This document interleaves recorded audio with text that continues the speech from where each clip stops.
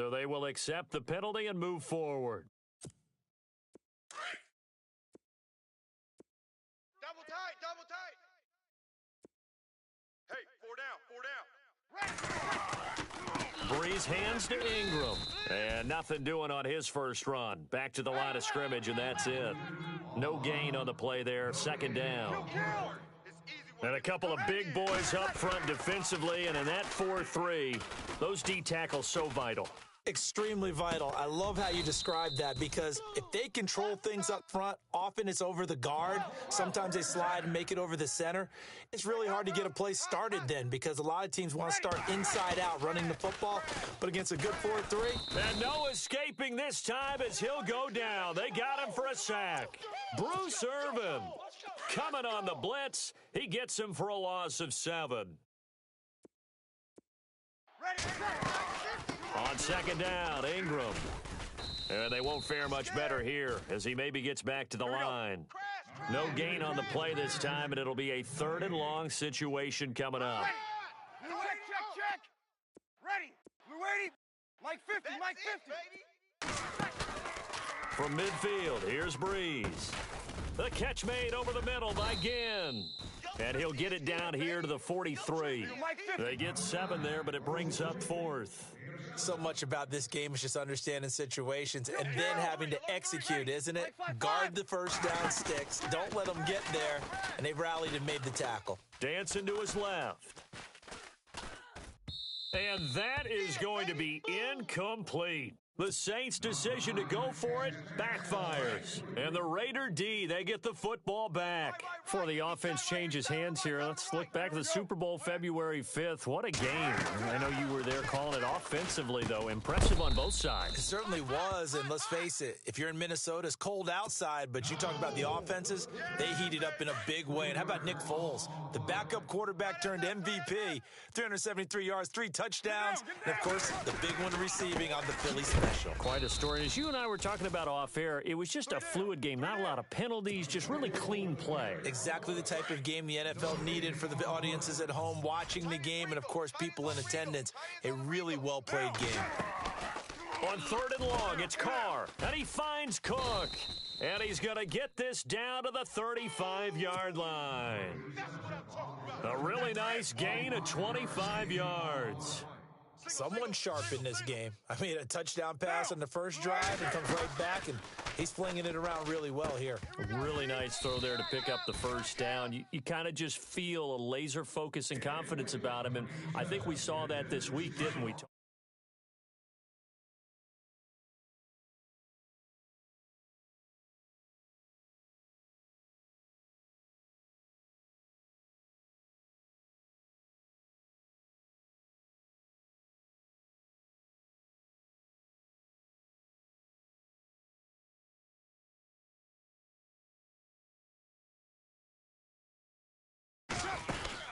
On second down, Lynch.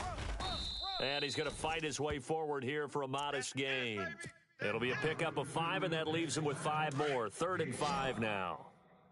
And there's a run to be happy with. Good, solid yardage. He'll take that anytime you hand the ball to a back. Over the middle, it's Jared Cook. Cook stripped, the ball's out. And a big turnover there as his guys will get the football back. New Orleans offense working its way back out there. As we look at them ahead to 2018, as that wound to the end of 2017 continues to heal, Charles, they're going to have Kamara, Ingram, Thomas. If they have Breeze back at quarterback, this should be an excellent squad again. It certainly should, and frankly, if the offensive line comes back healthy. Blitz! Blitz! Slow down. Here comes the blitz. Come on now. Here we go. Right. Now Breeze throwing on second down. He'll let it fly in the direction again. He rifles one that's intercepted. Picked off by David Amerson. Brandon, this is a veteran quarterback back there. He should know better than to make a throw like this. This is definitely not his best ball, and I think he knew this was trouble. the second it was leaving his hand.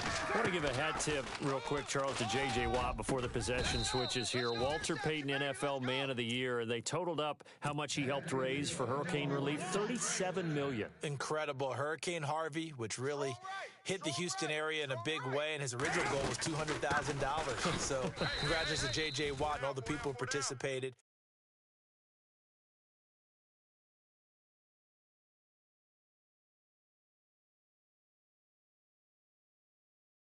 Man of the Year award. He wasn't ready. He wasn't ready. Under 4 to go now as the clock runs and they come up on second down. Get down, get down. Watch 89. Bound to lose one.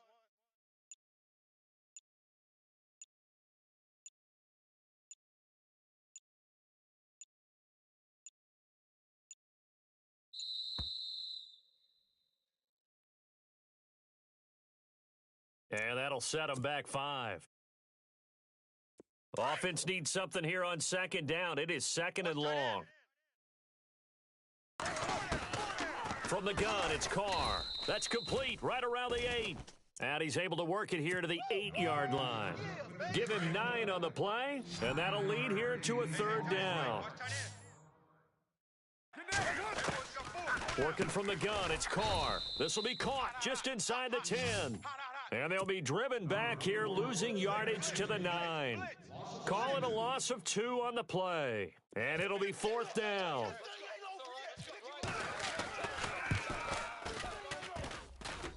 And it bangs off the right upright, no good.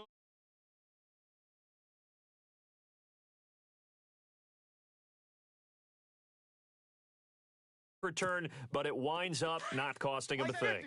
And that's a tough sequence of events from an offensive perspective. The inability to get first downs leads to the field goal try, and the inability to cash that in leads to nothing on the scoreboard. Trying to get it to Thomas, and it's intercepted. Picked off by the safety, Reggie Nelson. So the football switching hands here in just a second. And, you know, Tom Brady, just to go off on a tangent for a second, may have lost the Super Bowl, but third MVP this past season, and what he did at age 40, really something, right, Charles? Absolutely phenomenal. Ended up beating out Todd Gurley, the running back for the Los Angeles Rams, but he would have traded it for a Super Bowl win, don't you think? How about this? The last 9 NFL MVPs to play in the Super Bowl that same season, 0-9. Yeah. Getting all the way back to Kurt Warner in, 1999, where he won the double? We were going over that stat earlier. That is hard to believe. But he would have been the MVP had the Patriots pulled that one out. Yeah, he still has 5 rings, though. 5 Super Bowl titles for Brady. Here's Carr. That's caught at the 3. And he's able to get it down to the 2-yard line. Only a yard on the completion. It's second and goal. I think it's okay there. They didn't get a whole lot on that play, but it's nice to have a safety valve that's built like this guy. Big target, guy you can spot pretty easily. Put it on him when your other targets aren't open. And the hit jarred it loose. It's incomplete. Carr looking to throw on 3rd and 2. And that is incomplete. Those throwing windows get a lot tighter near the end zone, don't they? And here's the thing. You already probably have 3 points in your hip pocket. You force a throw here and give up an interception, you come away with nothing. Especially tough in the middle third of the field where he threw that one. And the 39-year-old veteran puts it right through. And that will make our score 9-0. So they recover the fumble but could not take advantage of the short field. They do get 3. And no one ever turns down 3 points going up on the board, but the offense will go to the sidelines wondering what if, while the defense on the other side, they'll celebrate holding them to just a field goal after giving up such bad field position. SOS. Ready? Here we go. 5-5. On first down, Breeze being chased out left. Throw left side, taken in by Hill. And he'll get it out to midfield. Looks like, yeah, they'll spot it right at midfield at the 50. That one good for 10 yards. And that'll make it second and a foot or so. From the midfield stripe, they'll look to throw. Rush coming, and he's taken down. Bruce Irvin in there to pick up his second sack now of the afternoon. Ready? Kill. On third down, Mark Ingram. And he's going to have a first down as he's brought down at the 44-yard line.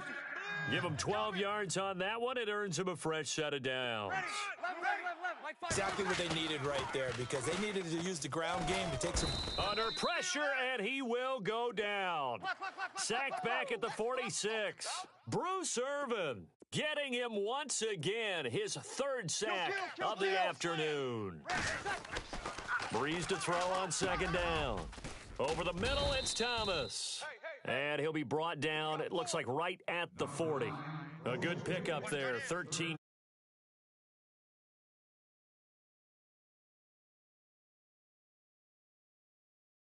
Stop the clock, but the clock wasn't even moving.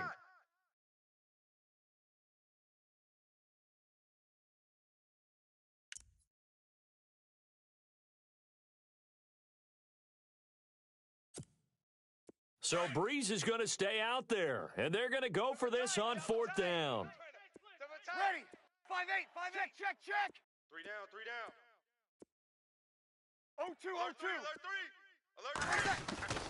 0-2. They'll go for it. It's Breeze. Steps away. And my goodness, this is incomplete. The Saints' decision to go for it backfires. And the Raider D, they get the football back. Now the Raiders offense, they get set to head back on the field. And with time quickly fading here in the second quarter, not sure how aggressively, offensively they want to play this. I think we'll find out just how much they trust their guys in this situation if they decide to take a shot. That one good for 13 and a Raider first down. So in the second quarter, he's already up over 100 yards receiving now. And isn't 100 the magic number for a really good game for a receiver? So he got a chance to really shatter that and have a profound effect on this game. And now, due to apparent time constraints, we fast forward to the beginning of the second half. Both teams appear ready for the fight ahead, and we resume action here in quarter number 3. So that one will be accepted.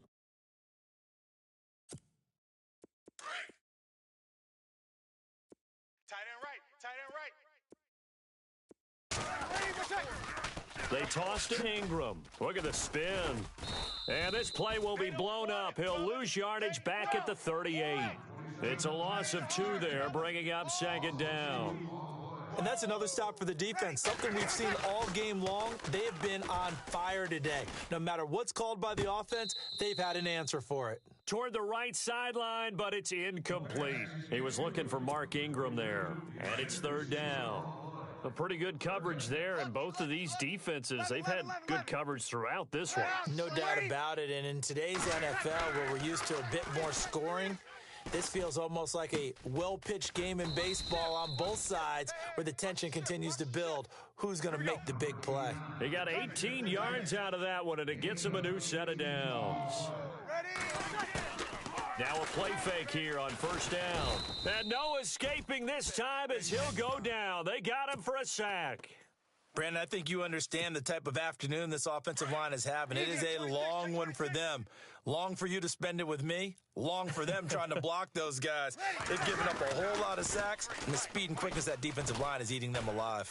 Eluding the pressure right. And going deep for Hill. So the long attempt falls innocently to the ground, and it brings up third. And Charles, got to like what this defense has been able to do these last couple of plays. Yeah, they get the sack on first down, then they force the incomplete pass. Now they're just a play away from getting the football right back, but it's a big play. They've got to hold up. And a big loss here as he's taken down.